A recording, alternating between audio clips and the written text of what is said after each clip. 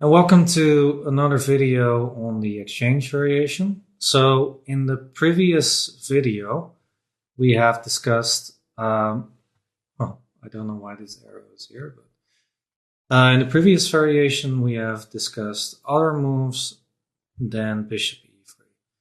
Now, bishop e3 is the most common move in this position. About 70% of the moves are consists of either this or bishop g5, h6, and then bishop e3.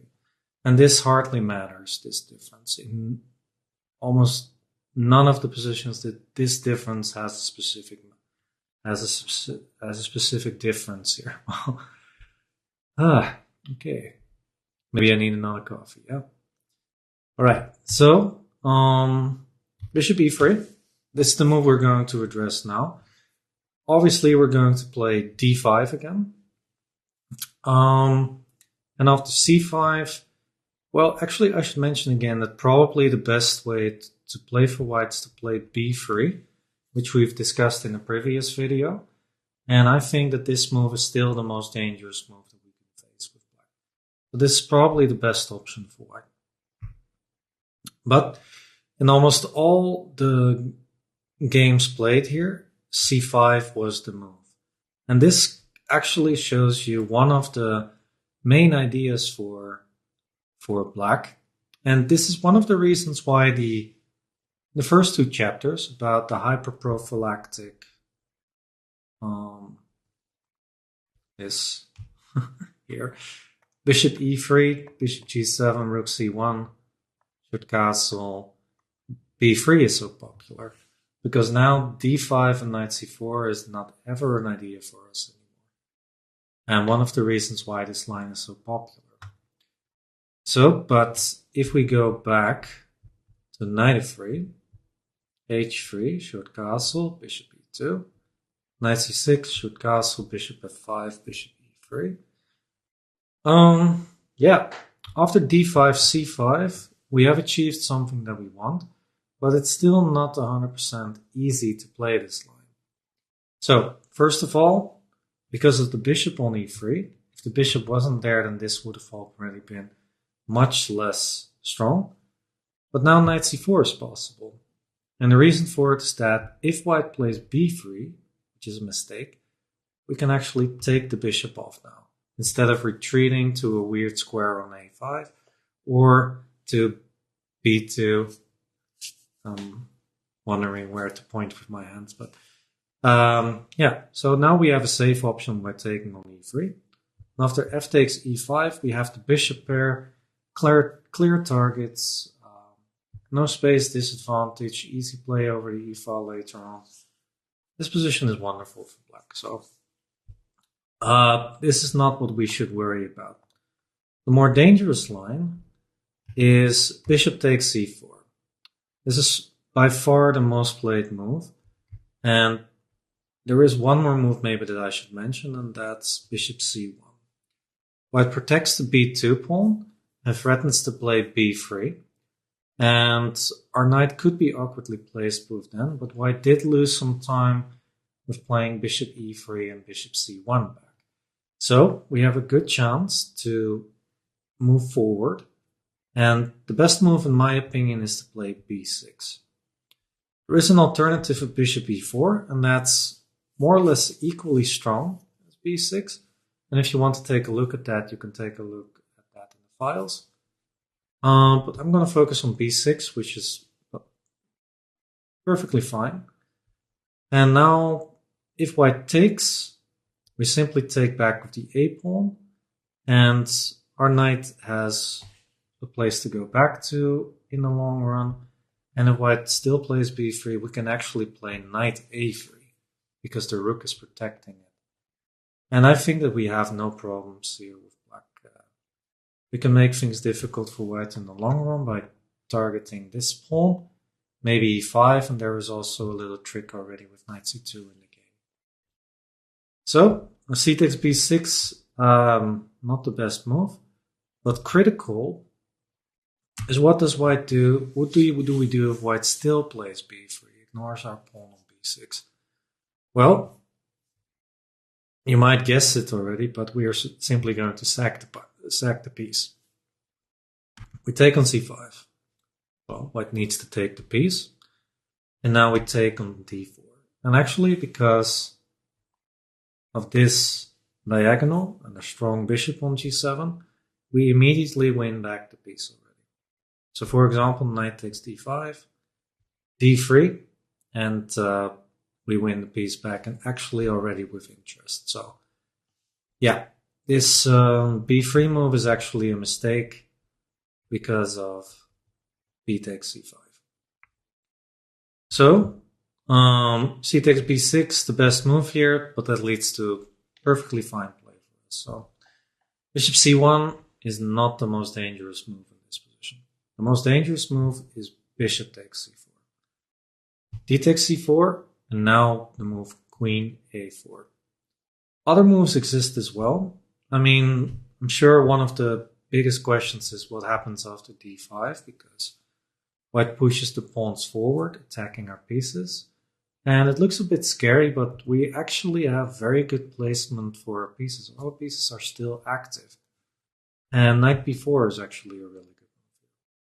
We're threatening a bunch of stuff, like bishop d3 and knight c2, or bishop d3 and then knight takes d5, as indicated with the arrows. So, yeah, I have a sample line here with bishop d4. I think that's the best move to play here. And here we can simply start attacking the pawns with bishop d3.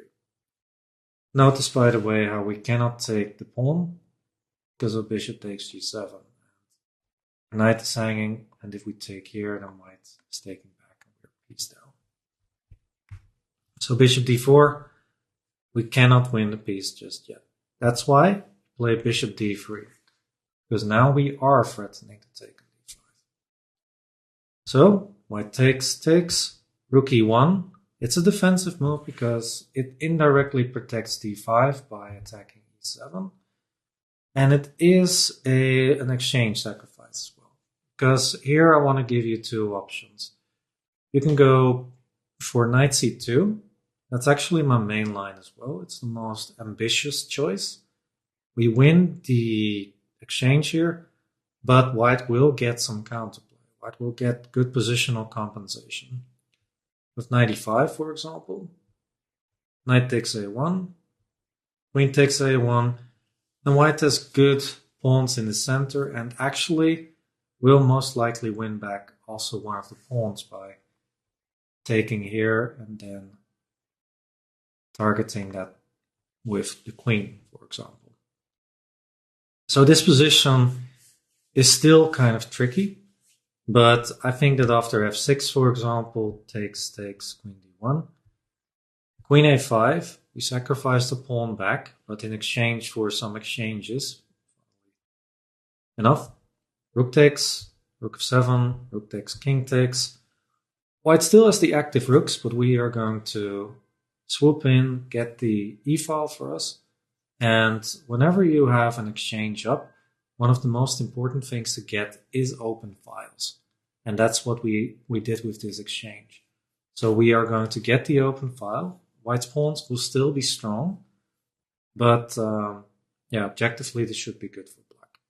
Although it will still be tricky to win this. So it's a bit of a dangerous option, and that's why I decided to give you another alternative here, because we can already make it the position very equal actually by simply taking the pawn instead of taking the exchange. We can take on d5, white needs to take, rook takes, queen takes c5, rook takes b7, and white has successfully won the pawn back. Material is equal, and after rook f8, there's hardly any problems for black, so I would call this the safe option. And actually we still have threats in this position. We can still play rook e2, targeting f2, and yeah, white still has some defensive moves to make, but objectively this should be okay for white somehow. I don't see it at this point, but white should be okay. Probably it's queen d2 and then queen c3 check. The position is hardly dangerous for us anymore. So that's why I wanted to mention knight takes d5. It's a safe option compared to knight c2. So, but with this in mind, d5 is not a problem. After knight b4, white will need to play bishop d4. White needs to find this move. And then we have two options which are quite satisfactory. Okay, we also have the move rook e1. But then after bishop d3, we most likely transpose to a line of the queen f4. But it actually does not make a whole lot of sense to me. Usually you want to simply play queen f4 first. But it's most likely a move order thing after queen f4. And there was a game with knight e2, a bit of a strange move to play. White is defending d4, but also very, very passive at this point. And here, Natalia Zukova from Ukraine had a chance to play knight b4 and got a very, very good position. White is in deep trouble at the moment, trying to protect against knight c2. And so knight e2 is not a good way to defend the d4 pawn. So the better move here is actually here. Queen a4, also played by Jan Nepomniachtchi, who's going to play for the World Championship in a few months. Bishop d3. Now, queen a4 looks like a move which gives away a pawn on d4, but that's actually a mistake, a little trap that white has placed here. Because if we take, white takes back with a knight, we take back, rook fd1, pinning the bishop, e5, our only move, queen takes c4, and after bishop b6, queen b4, we're actually going to lose a full pawn here, and with a losing position, because white has a pawn extra, but not just a pawn, it's the c5 pawn. White will march over the board and also have knight a4 ideas with knight f6 if the dark squares ever get open. So no, this is actually a losing position for us. That's why we play bishop d3 first. Now here the main move is rook fd1. White wants to place a little trap, defend the d4 pawn indirectly. And that's the best move at this point. But rook fe1 is still a move that could be played. But now the d4 pawn is up for the taking, and I think we should. Takes. Rook takes e7. White does win the pawn back, but white cannot claim an advantage here at all. Queen takes c5, and we have comfortably equalized right now. It's similar to the other position after rook takes b7. And here, in this case, I think I would even go for the b pawn. White's going to prevent that. Take, rook e8. And now I would go for the f pawn. We still have a little bit of chance for an initiative here, but objectively it should be about equal if white defends correctly. So, rook fe1 is not the most challenging move. It's rook fd1. And here we need to make a really important move, because we still cannot take the pawn. If we take, there's a trap. Knight takes, bishop takes, rook takes d3. And this is actually how Jan Nepomniachtchi won during a Lichess online game. And yeah, the idea is very simple. After c takes, the bishop on d4 is up for grasp, and white will have a winning advantage after that. I've fallen for this trap myself once or twice in a blitz game online, so I know how to deal with it now. And the way to deal with it is actually quite surprising, but also kind of wonderful, because I love moves like this. And why is that? Because they're doing so much. They're doing so much. Like the move that I chose as the best move here is Queen e8. Queen e8, it looks so weird, but it does so many things. First of all, it gets out of this rook range. Secondly, it kind of targets the a4 pawn. and it prepares the e5 move push as well, since the queen is out of the way of the rook file. So this is the best move, I think, in this position, and certainly wonderful. There are so many points that I can tell you with this. I've taken a look at other moves as well, like queen d7 and queen c7, for example, but there are always a bit of drawbacks there. While queen e8, in my opinion, has it all. So queen e8, not my invention. It was played in 2004 already by a legendary player, Shabalov. I think he wrote many, many books also. And one of the points that I also didn't mention is that c6 is protected now, so b6 becomes an option in certain cases. Let's take a look at a few moves that white can play now. The most played move here is knight e1. White wants to get rid of the d3 bishop. d5 is once again a mistake, and in this case, because now you see one of the nicest points about queen e8, we can take on c3, b takes, we're giving up our good bishop, but knight d4. Nice little trick. We are attacking the queen, and it's not defended by the c3 knight anymore.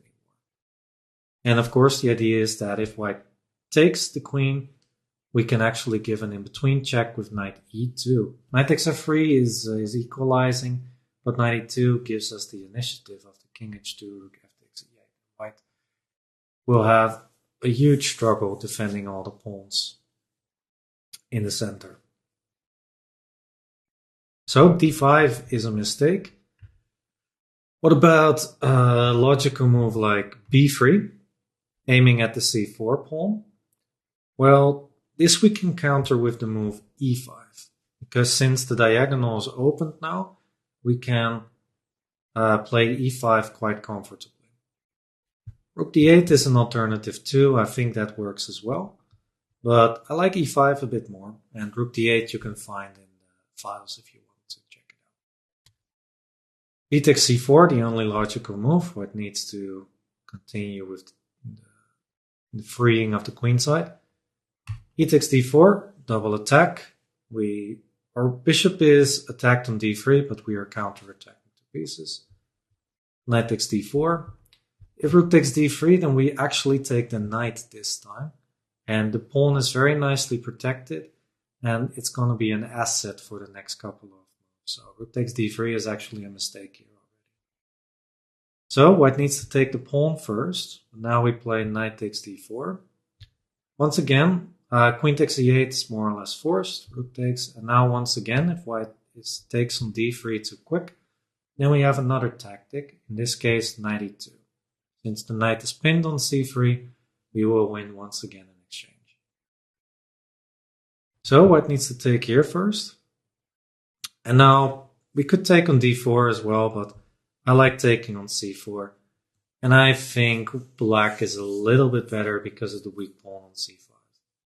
Our b7 pawn is also kind of weak, but we can defend it quite easily with bishop a6 in certain moments. So I consider black slightly better at this point.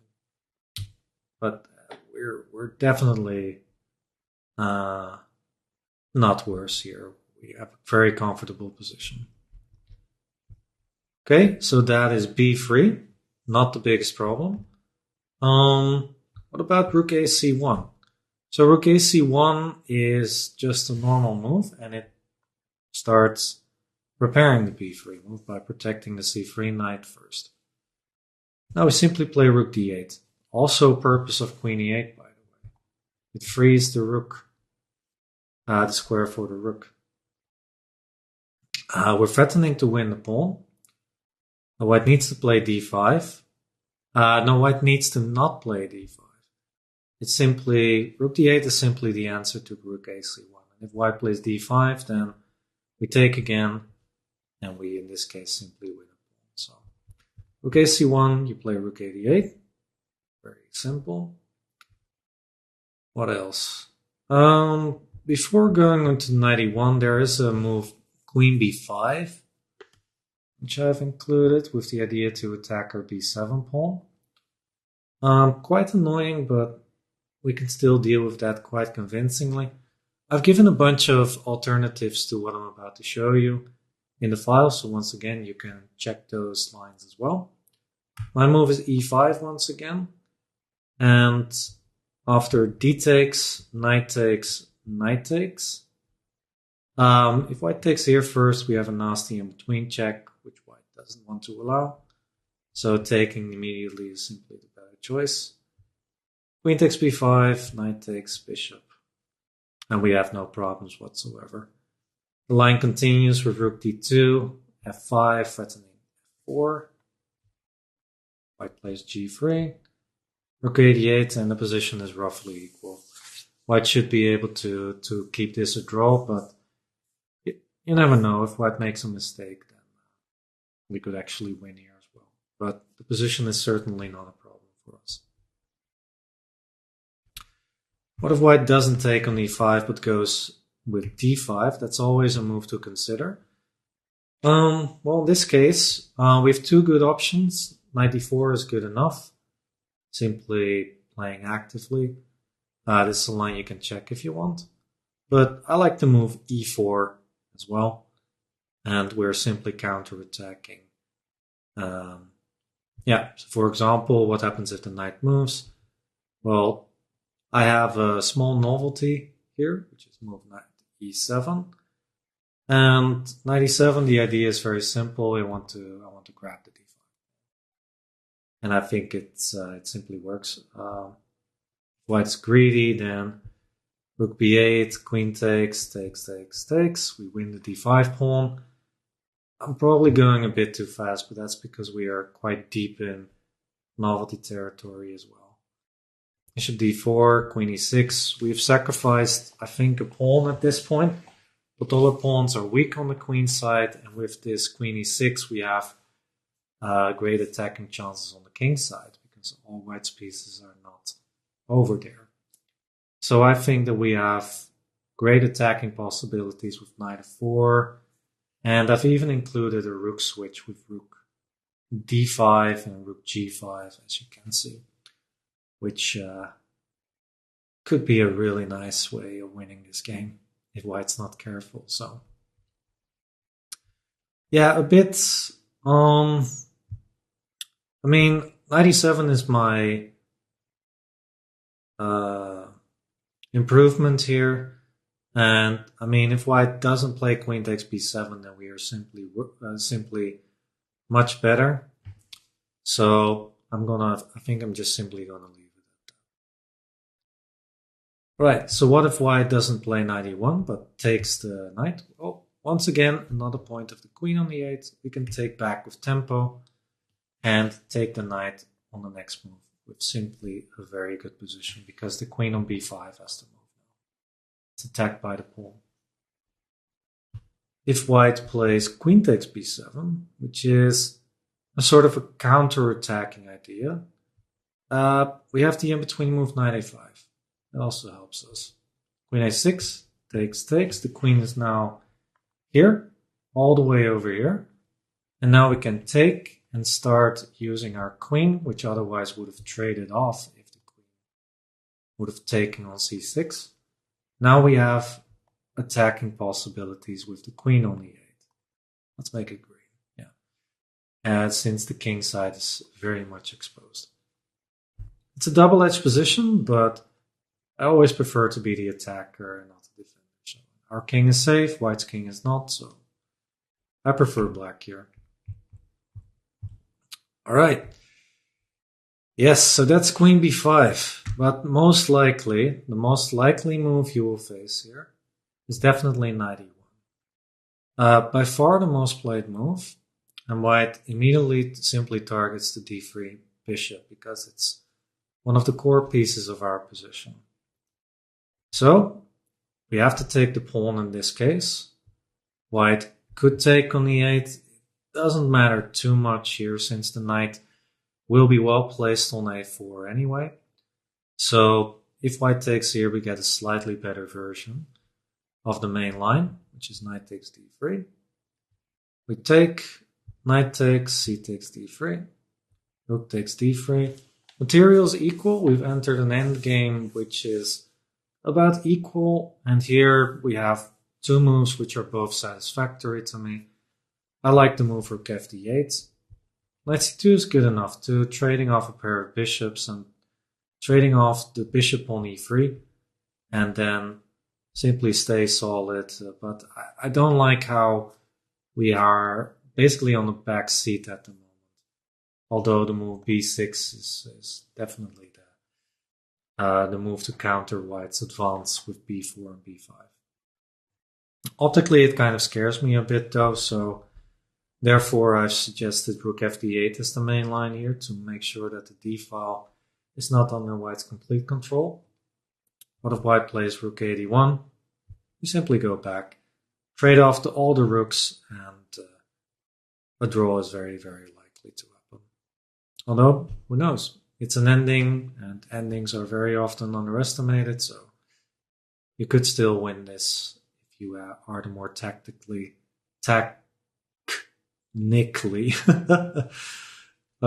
superior player here. Yeah. All right, so we've delved into one of the main ideas for black.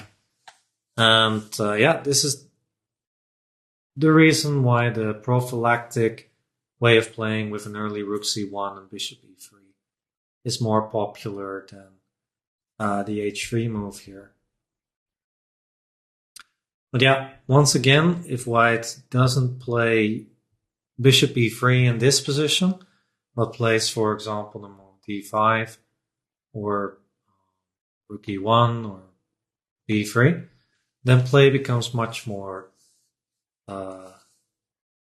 challenging for us than the bishop e3 line, which is still quite complicated. So even though the bishop e3 line, d5, c5, knight c4, gives us, let's say, equality, it's still a hard position to play after bishop takes, d takes, queen f4, bishop d3, rook fd1, and now queen e8, because there are some ideas that there are a lot of ideas that you can follow here still from the black side. Yeah. Anyways, but I hope all those ideas are clear. And that's it for this chapter. And thank you for watching, and I'll see you in the next one.